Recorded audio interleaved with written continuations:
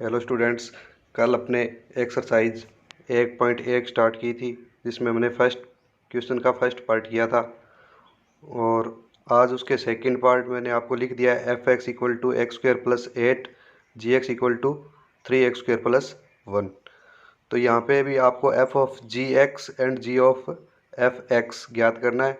तो मुझे पता है भी ये तो आप कर लोगे, लेकिन इसका जो थर्ड पार्ट है वो देखो f x equal to x दे रखा है और g x equal to mod x दे रखा है। इसका एफ ऑफ जी एक्स और जी ऑफ एफ एक्स ज्ञात करना है। तो पहले इसका एफ ऑफ जी एक्स ज्ञात करते हैं। एफ ऑफ जी एक्स है, उसके अंदर आप पहले एफ को बाहर रखोगे, जी एक्स बड़े ब्रैकेट के अंदर कर लिया।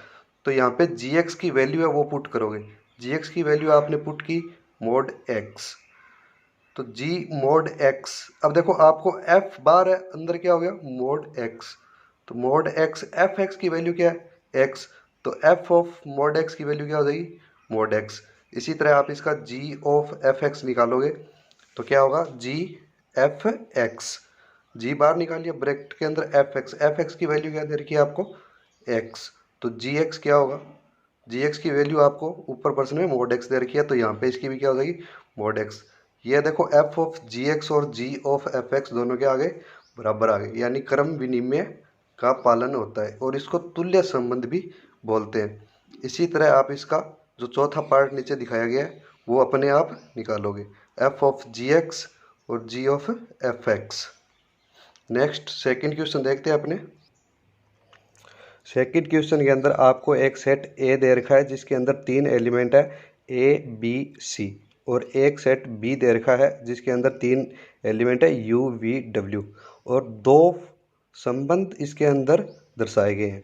पहला एफ है वो इसके अंदर क्रमित युग्म ए वी बी यू और सी डब्ल्यू, और क्रमित युग्म में आपको बताया हुआ है जो पहले अवयव होते हैं जैसे ए बी सी ये इसके प्रांत के होते हैं, और जो दूसरे अवयव होते हैं वी यू डब्ल्यू ये इसके सहप्रांत के होते हैं। इसी तरीके से जी भी एक संबंध दिखाया गया है जिसके अंदर यू वी डब्ल्यू तो प्रांत के अवयव है और बी ए सी किसके अवयव है इसके सहप्रांत के अवयव है। तो ये रिलेशन दिया हुआ है, एफ तो है वो ए से बी के अंदर है और जी है वो बी से ए के अंदर है। तो इसका आपको एफ ऑफ जी एक्स और जी ऑफ एफ एक्स ज्ञात करना है।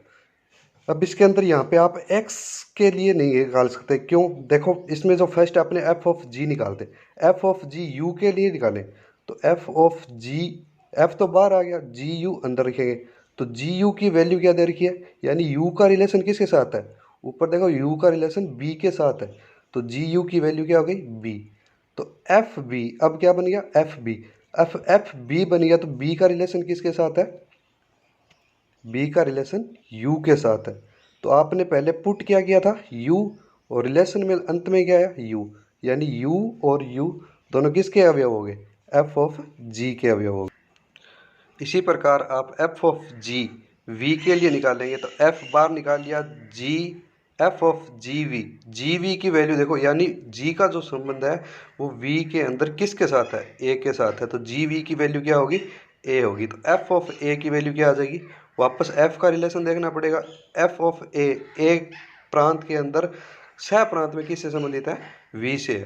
तो एफ ऑफ ए की वैल्यू क्या आ जाएगी वी। देखो आपने पुट भी वी किया और अंत में रिलेशन भी क्या आया वी आया, तो ये वी और वी एलिमेंट ऑफ किसके हो गए एफ ऑफ जी के आ गए। इसी तरह आप डब्ल्यू के लिए निकालोगे तो एफ ऑफ जी का जो रिलेशन बना है वो क्या आएगा यू यू वी वी और डब्ल्यू डब्ल्यू। नेक्स्ट आप जी ऑफ एफ निकालोगे तो जी ऑफ एफ के लिए आप ए का रिलेशन देखोगे, तो जी बाहर निकालिए एफ ऑफ ए के लिए आपको ऊपर दिखाया गया ए का रिलेशन एफ के अंदर किसके साथ है वी के साथ, तो एफ ऑफ ए की वैल्यू क्या रखोगे वी।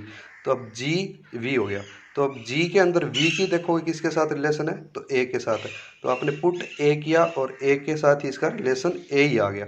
तो जी ऑफ एफ के अंदर ए का रिलेशन किसके साथ होगा ए के साथ होगा। इसी तरीके से आप सेम बी और सी से जी ऑफ एफ निकाल सकते हो, वो भी बी बी और सी सी आएगा। अब आते हैं अपने नेक्स्ट क्वेश्चन पे। नेक्स्ट क्वेश्चन आपको एक फंक्शन दे रखा है एफ जो आर प्लस से आर प्लस में है और एक जी अन्य फंक्शन है वो भी आर प्लस से आर प्लस में है। तो एफ एक्स इक्वल टू क्या दे रखा है आपको एक्स स्क्वायर दे रखा है और जी एक्स इक्वल टू आपको रूट एक्स दे रखा है। तो इसमें जी ऑफ एफ एक्स और एफ ऑफ जी एक्स निकालना, और ये भी बताना है कि यह एक तुल्य संबंध है। तुल्य संबंध ये तभी होता है जब ये क्रम विनिमय का पालन करता है और एफ ऑफ जी और जी ऑफ एफ एक्स बराबर आते हैं। तो सबसे पहले अपने जी ऑफ एफ एक्स निकालते हैं। तो जी बार निकाल लिया बड़े ब्रैकेट में एफ एक्स, तो एफ एक्स की वैल्यू क्या है वो पुट कर दो। एफ एक्स की वैल्यू है एक्स स्क्वेयर, तो जी एक्स स्क्वेयर हो गया। अब जी एक्स की वैल्यू रूट एक्स है, तो जी एक्स स्क्वेयर की क्या हो जाएगी, जहाँ रूट एक्स है ना, रूट के अंदर एक्स था, क्यों बार जी एक्स था। अब यहाँ एक्स स्क्वेयर है तो रूट के अंदर एक्स स्क्वेयर कर दो, रूट से स्क्वेयर कैंसिल हो गया तो एक्स बार आ जाएगा। इसी तरीके से आप एफ ऑफ जी एक्स निकालोगे तो एफ बार निकालो जी एक्स की वैल्यू क्या है, रूट एक्स। तो एफ रूट एक्स, देखो आपको एफ एक्स क्या दे रखा है, एक्स स्क्वेयर, तो एफ रूट एक्स क्या होगा, इस रूट एक्स का स्क्वेयर करना पड़ेगा, क्यों जहाँ एक्स था वहाँ पे एक्स स्क्वेयर था, यहाँ पे रूट एक्स है तो रूट एक्स का स्क्वेयर होगा। रूट एक्स का स्क्वेयर होगा तो फिर वापस क्या आएगा, एक्स ही आएगा। अतः यहाँ पे एफ ऑफ जी एक्स और जी ऑफ एफ एक्स दोनों बराबर है, तो यह एक क्या है, तुल्य संबंध है। इसके बाद अपने नेक्स्ट चौथे क्वेश्चन पर चलते हैं। फोर्थ क्वेश्चन के अंदर आपको दे रखा है आर से आर के अंदर एफ एक रिलेशन, जी भी एक आर से आर में एक रिलेशन है, जिसमें से आपको एफ ऑफ जी एक्स निकालना है और जी ऑफ एफ एक्स निकालना है। और आपको एफ एक्स दे रखा है 3x+4, जी एक्स दे रखा है 1/3 ब्रैकेट में x-4, और इसका जी ऑफ जी 1 का मान भी निकालना है। तो देखते हैं कैसे होगा।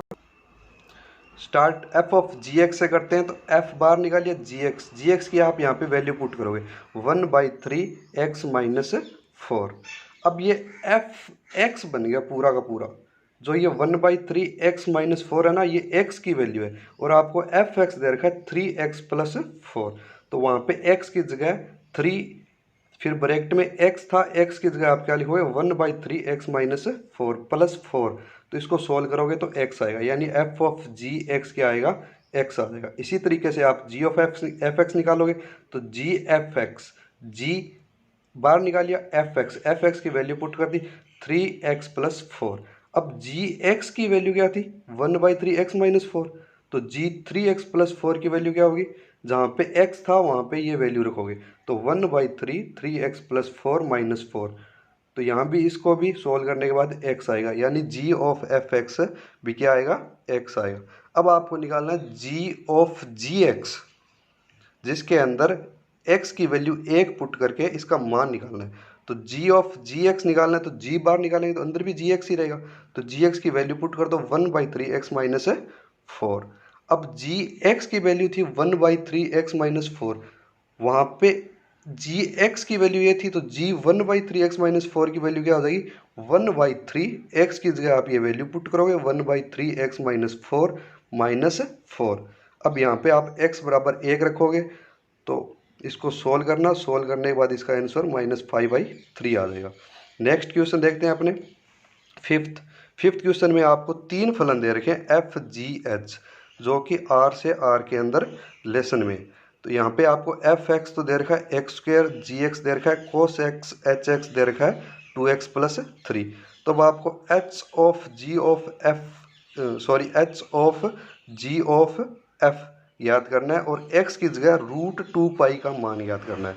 तो सबसे पहले अपने h of g of f x का मान निकालते हैं। तो देखो g of h of g और एफ एक्स को ब्रैकेट के अंदर रख लिया, बाकी बाहर निकाल लिया। एफ एक्स की वैल्यू आपने x² पुट कर दी। अब इस पे g का रिलेशन लगाएंगे। g का रिलेशन क्या है, cos x।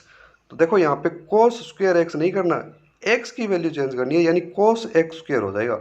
अब इस पे h का रिलेशन लगाएंगे तो 2x+3 था, वहाँ पे 2 cos x² + 3 हो जाएगा।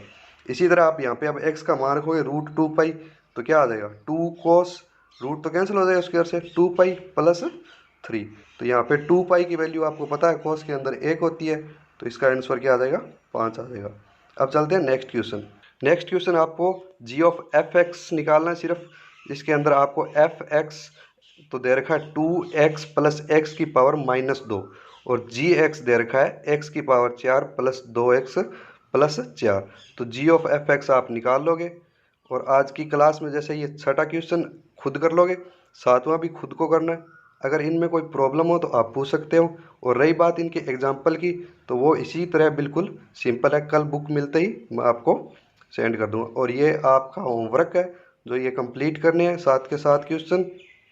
और अब नेक्स्ट क्लास में मिलते हैं।